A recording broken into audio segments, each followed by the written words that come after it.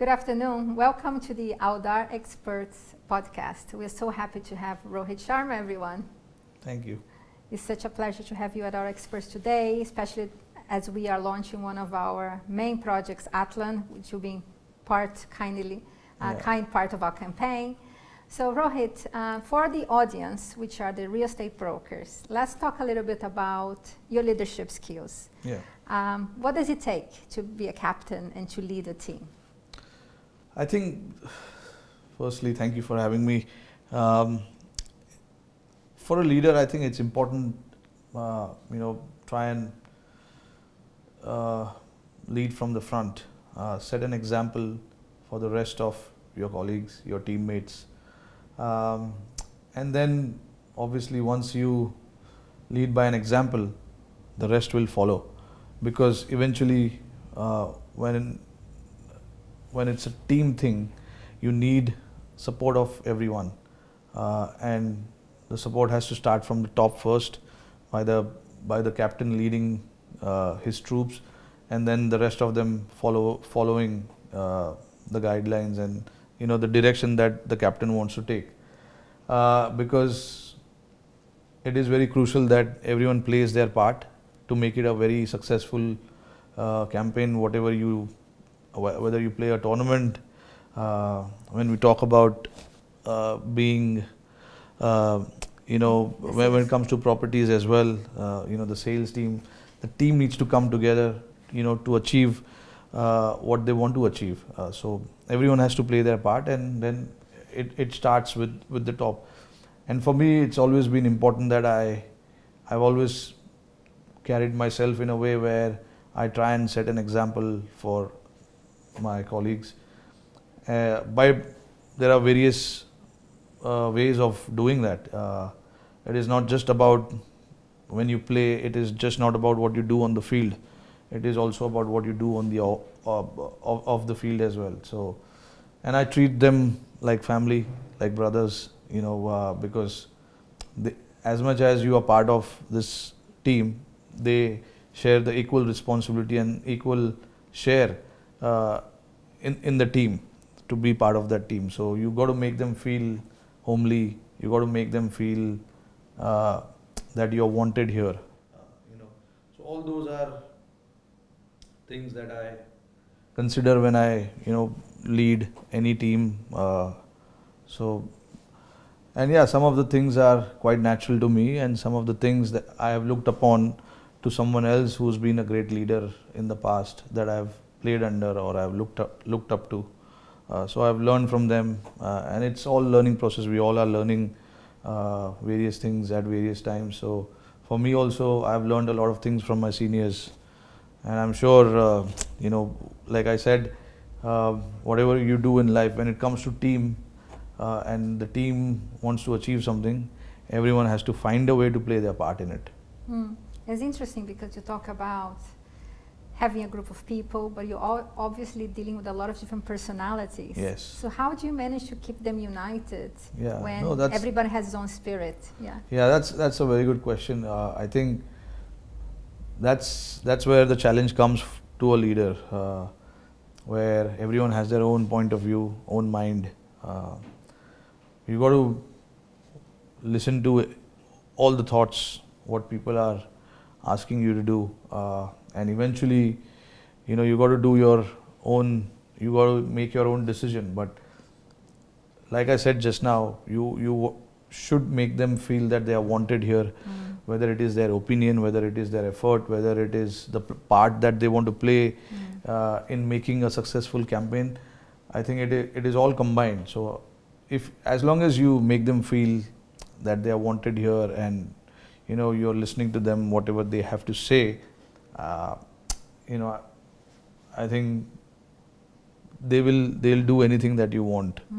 And it is your own way of doing or dealing with things like this. It is important that you give same kind of attention to everyone, whether it is a senior or a junior. There cannot be it cannot be diversified attention where you are talking to only the seniors and not talking to the juniors. So it doesn't look good. Everyone should be equally treated. So you try and find a way to make sure that everyone's opinion is equal, and no one gets a special treatment. So I think those are the things I keep in mind and make sure that I try and somehow deal with these kind of things properly. And you touched on that topic, but how important is having a mentor on your career development? No, it is quite important. Like, you are not born with talent. You are not born with the ability that you have right now.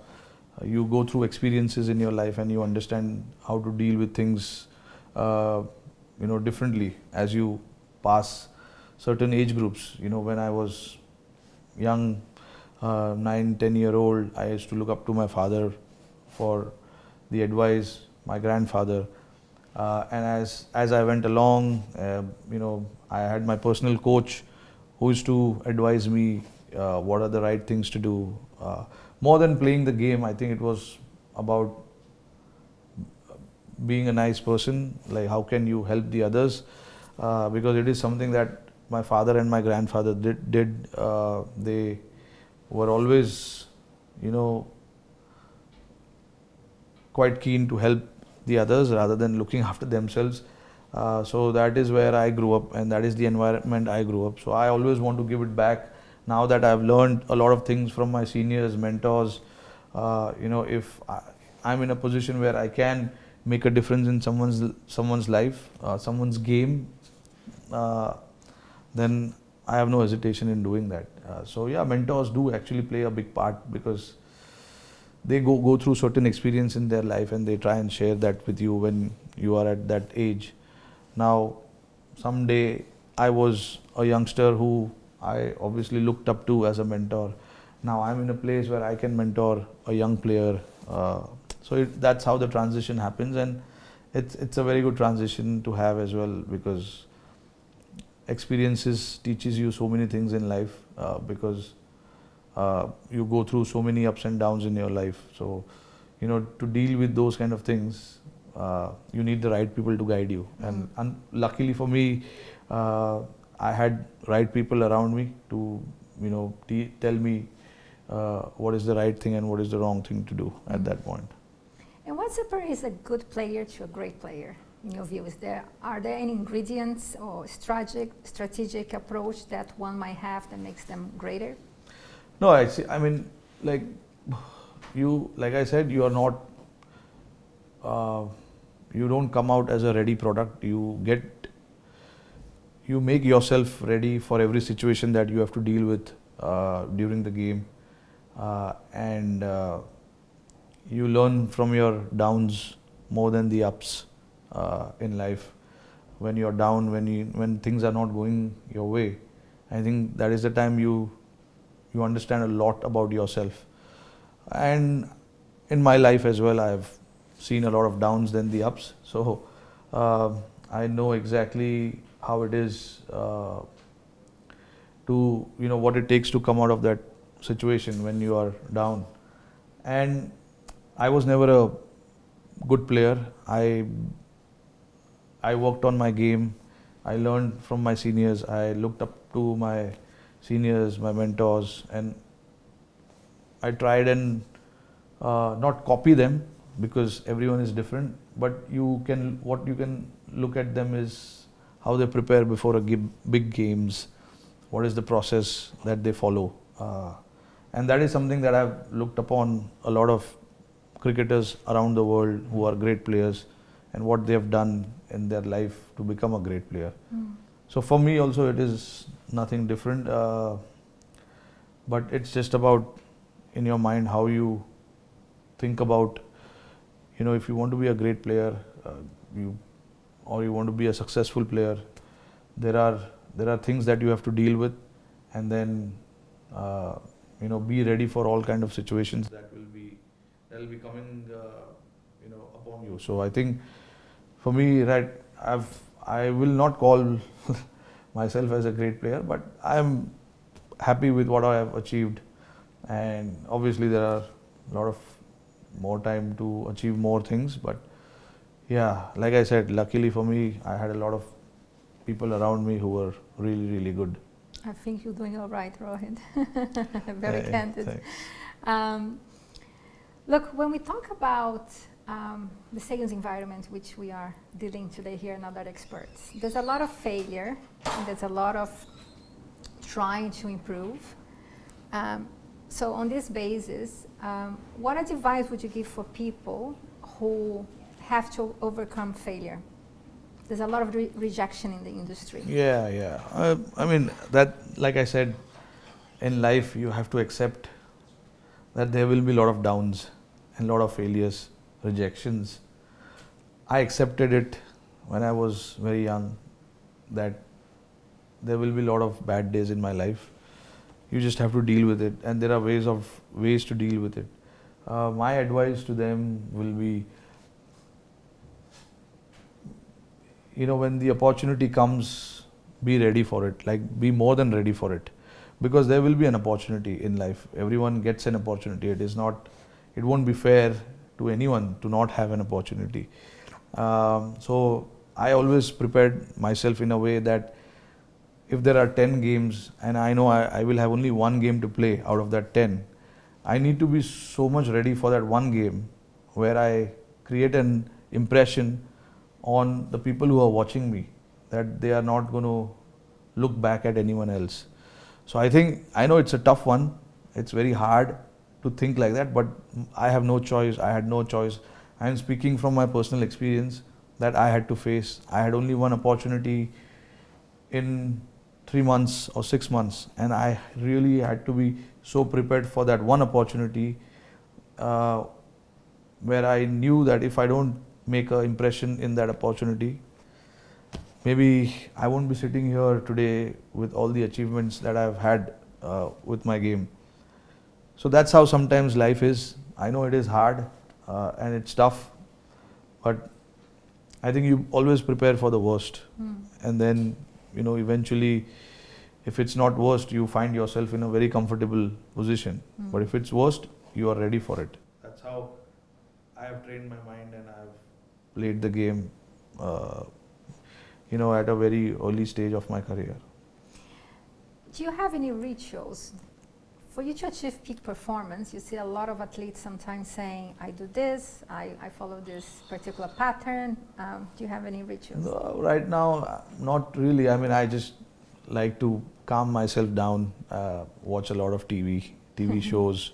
That actually helps me to relax myself, spend time with my family, friends. Yeah, that is what I do usually, because like we've got a very hectic schedule. We are traveling all the time. I hardly get time at home. So even while I'm traveling, I'm on the move. I try and make sure that there are ways to calm yourself down, whether it is you doing yoga or meditating. And obviously watching a lot of funny TV shows. So between the three of these things, I try and find myself comfortable with whatever I want to do on that day. I just try and do it. Now, taking the ingredients of your career, and I'm going to ask you now a question that we ask all our guests. Since we are in real estate, what Rohit Sharma will do to sell a house? Impression. I will first would want to create a good impression on the buyer, and like in sport, like I said just now, when I had the opportunity, I wanted to create an impression on the selector who was supposed to select me. So I think I would want to create an impression and give him all the ingredients, all the best values of why you should buy the property, yeah. Although I'm not a sales expert, but I think those are the key features of selling anything, right? Not the property, but even when you're when you're doing anything, I think the key to key to selling anything is the key features of that particular thing, whatever it can be anything. So I think these are the two things I would try and focus on. Firstly, to also I think what is important is the buyer's mind as well. What is he thinking? So I try and somehow will find out in my own way what is he thinking, what's his budget, and things like that. That's amazing. Rohit Sharma, thank you so much. Thank you so much to be with the Aldar Expert podcast today. It was a pleasure to host you. Thank you very much. Thank you for having me. Thanks.